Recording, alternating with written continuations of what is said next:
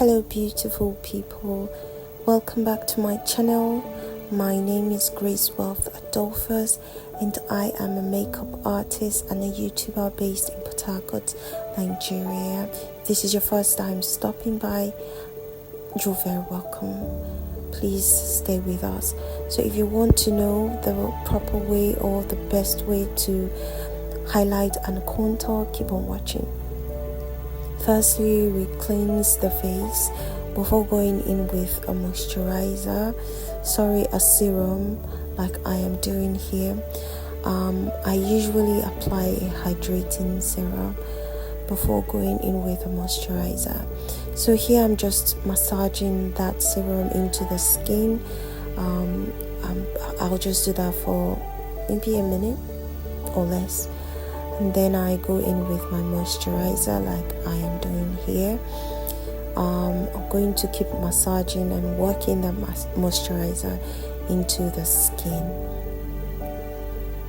If it doesn't feel tacky, I won't stop. And if you feel like it's too much work using your hands for a very long time, after applying it, just use your fan to complete the remaining time.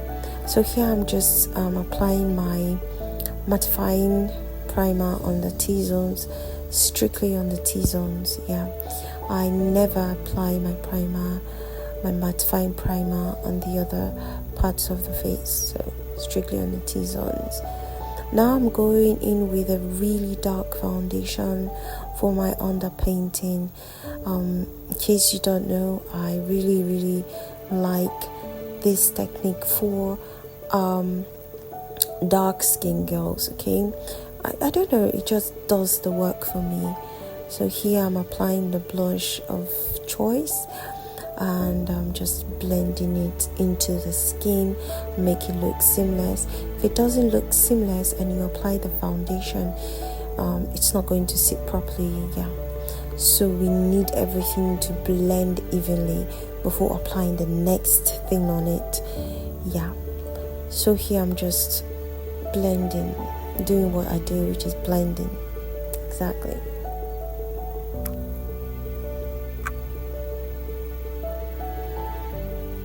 Now I'm applying the foundation, and yes, I know that this foundation looks weird, but trust me, it was tested first before applying it on her skin.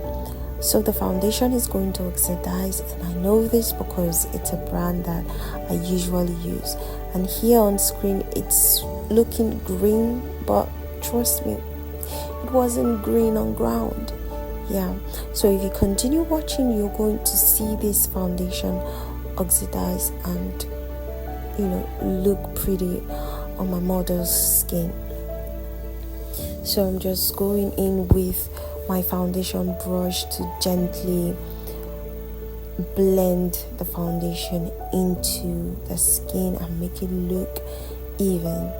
So whenever I do underpainting, I usually start blending the areas without the underpainting, and this is because if I start with the areas with underpainting, it's going to spread the colors onto the rest part of the face, and we don't want our model or our client or you walking around with red face. No.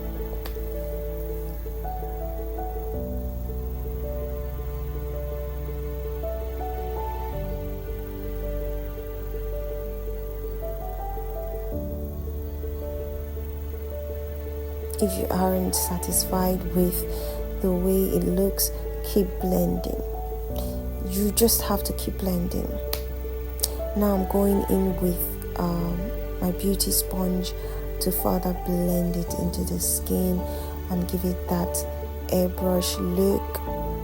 I always use my beauty sponge to complete the blending process. I think that sounded weird, but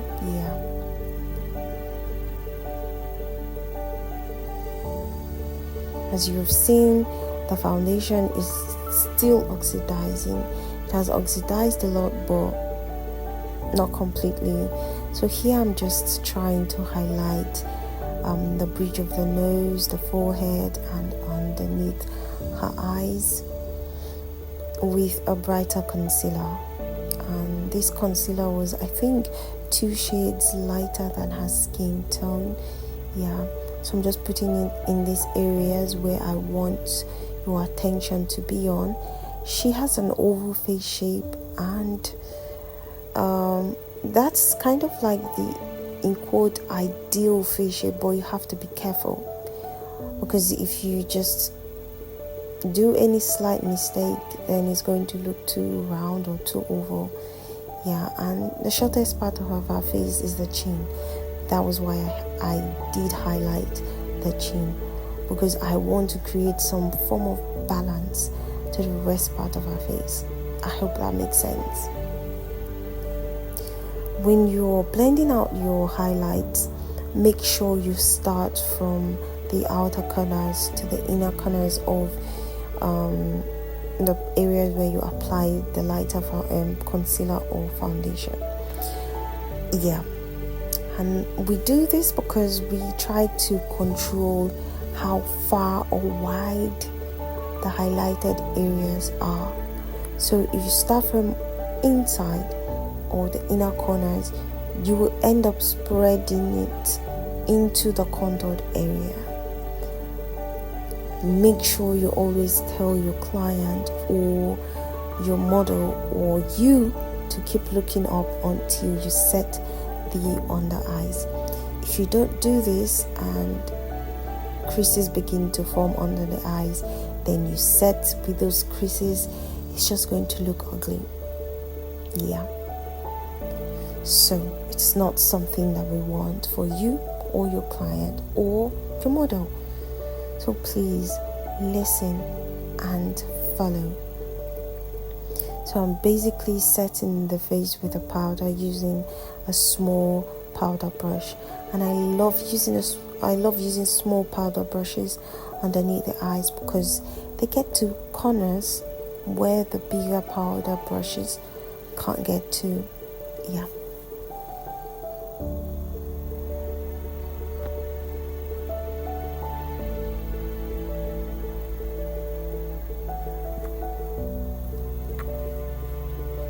Make sure you blend that powder into the skin, and you probably oh Jesus Christ, you are probably thinking that I am applying too much powder. No, I'm doing that in thin layers. Okay, so here I am just setting the rest of the face. Firstly, I'm going to test the shade of the powder on her neck, and if it matches, then I'll just apply it on the rest of her face. Yeah.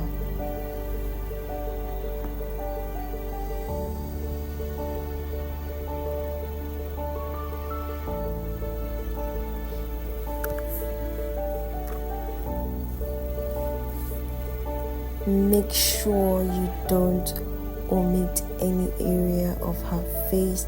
This is because you must set the cream areas with powder, else it's going to move if you touch it. Now I'm going in with a bronzer for the sides of her face, just to further add more dimension and color to her face. You know, applying the other stuff took away the color on her face. Now we have to bring it back so she doesn't look like Walking Dead. Yeah, sorry YouTube that I said that word, but so now I am further contouring the nose just to give it more dimension. I'm using a powder or a shade of powder from my powder palette to do this. The shade I'm using is basically the same shade as the bronzer that I use, and I'm just going to do this on this part of her nose halfway through, and then I'm going to stop and use a lighter shade to continue the contouring. that lighter shade is usually a shade darker than her skin tone. This gives your makeup a more realistic look. Now I am further setting the under eyes with a setting powder from Merak Cosmetics. Yeah, so this is just basically it for this look for the skin. I hope you learned something from this look. Please make sure you like, subscribe, comment and share. Thank you so much guys. I love you. Mwah. Bye.